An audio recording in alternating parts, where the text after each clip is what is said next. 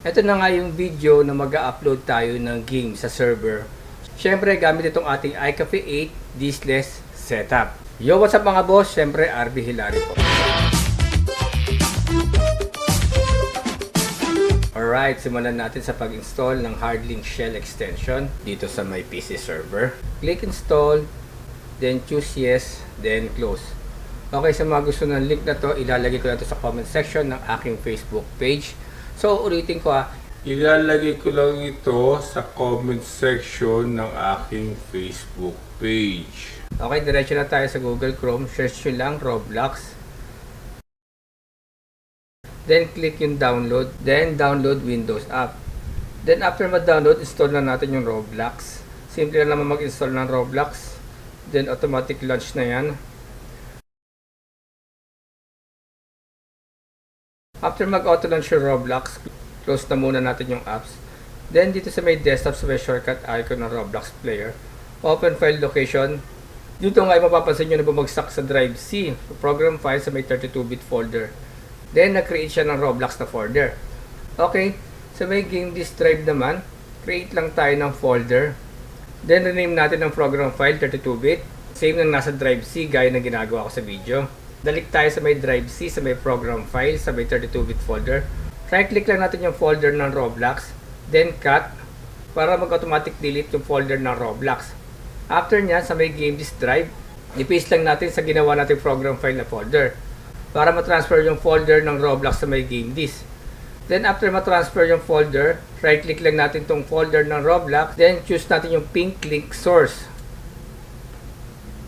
Balik tayo sa program file sa may drive C.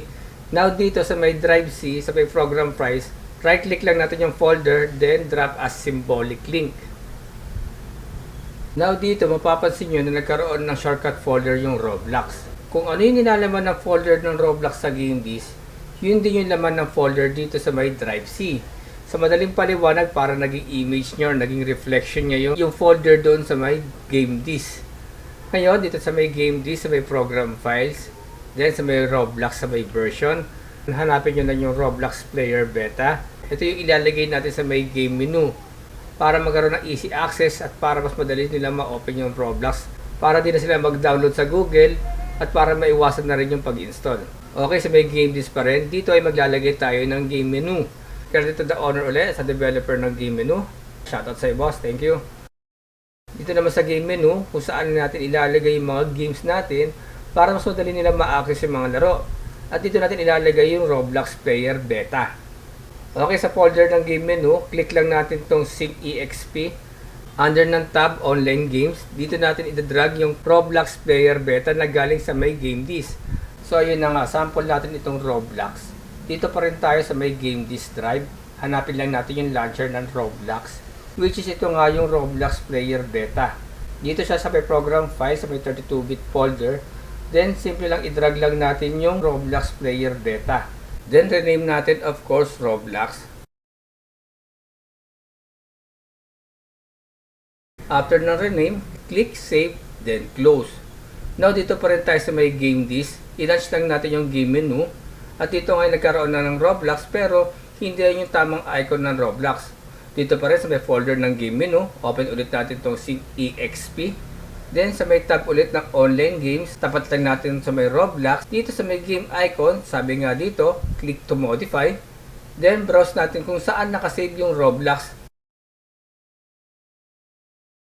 Then open, then press OK, then save. I-launch natin ulit yung game menu. At ngayon, mas maayos at tama na yung icon ng Roblox sa may game menu. At mas madali na nila ma-access yung laro.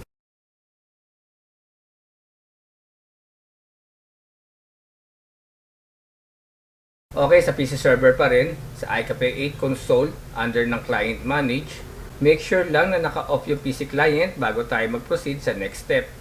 Sample natin tong PC1, right click, then open super, choose lang natin yung current, then press OK. Now dito nga, nagbago nga yung status monitor ng PC1. Ang ibig sabihin yan, lahat ng gagawin natin sa PC client ay pwedeng masave. Sa madaling paliwanag, para ka nag-boot to ng deep freeze. Then saka natin open yung PC client. Next, wait naman natin hanggang sa mag-green yung client name dito sa may console. Proceed tayo sa PC client. Dito, install natin yung Hardlink Shell extension. Click install, then choose yes, then close. Okay, sa mga gusto ng link na to, ilalagay ko na to sa comment section ng aking Facebook page. Sa game disk drive, sa may program files, 32-bit folder, kung saan naka-install yung Roblox, right-click natin yung folder na Roblox, then choose natin yung pink link source. Halos same procedure lang na ginawa natin sa PC server. Now dito sa may drive C, sa may program files, right-click lang natin yung folder, then drop as symbolic link.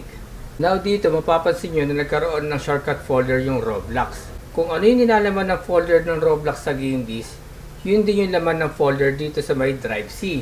Sa madaling paliwanag, para naging image nyo, naging reflection nyo yung folder doon sa may game disk. Dito naman sa game menu, check natin kung nag-work ba yung Roblox.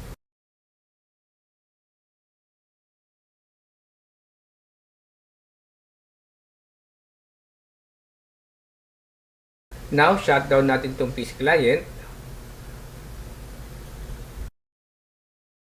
Dito ulit sa PC server, sa iCafe 8 console, under ulit ng client manage. Sa PC1, right-click, then select turn off super, generate restore point, blah blah blah, then press yes. Sa restore point name, lagay na lang natin, of course, Roblox, then press OK.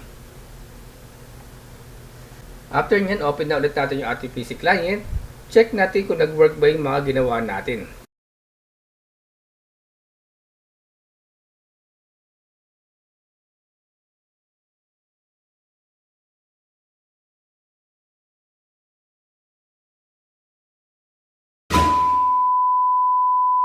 Alright, pagkatapos natin mag-upload ng games, dito naman tayo sa pag-update or pag-patch ng laro.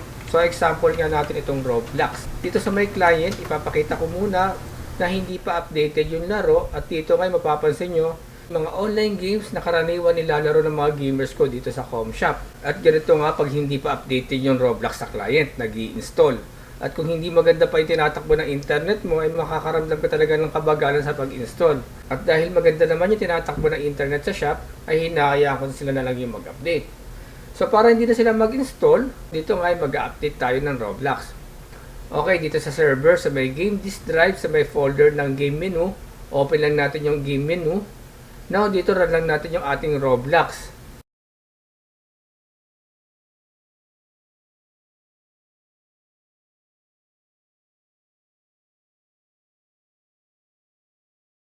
Then after ma-install, delete nyo lang sa desktop yung shortcut icon ng Roblox. Dito pa rin sa may game disk drive, sa may program file, sa may 32-bit folder, then sa may Roblox folder, dito nga mapapansin yung iba't ibang version ng Roblox simula nung nag-update ako. Now dito, hahanapin natin yung latest version na in-update natin ngayon. So malalaman nyo lang yan pag ganito yung nilalaman ng folder ng Roblox.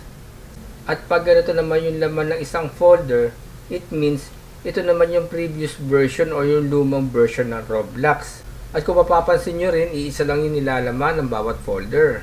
Okay, same procedure lang yung gagawin natin gaya ng ginawa natin kanina. Kung hindi mo nasundan, uulitin ulit natin. Okay, sa folder ng game menu, click lang natin yung Sync EXP. Under ng tab ng online games, remove natin muna yung previous Roblox na nilagay natin. Click lang yung Roblox, then press natin itong naka-red X. Then dito nga sa may program file kung saan nakasave yung bagong version or yung updated version ng Roblox. Mula dito i-drag natin yung Roblox Player Beta dito sa may Resource Center. Then same procedure lang kung paano natin ginawa kanina. Then rename natin of course Roblox. After ng rename, click Save, then Close. Now dito pa rin tayo sa may game disk, sa may folder ng game menu. Open ulit natin itong Sync EXP. Then sa may tab ulit ng online games, tapat lang natin sa may Roblox. Dito sa may game icon, sabi nga dito, click to modify. Then browse natin kung saan nakasave yung Roblox. Then open, then press OK, then save. After nya, balik na tayo sa client. Check natin kung nag-work ba yung pag-update ng Roblox. Sa atin ng Roblox. Yan, magbukas natin ng Roblox.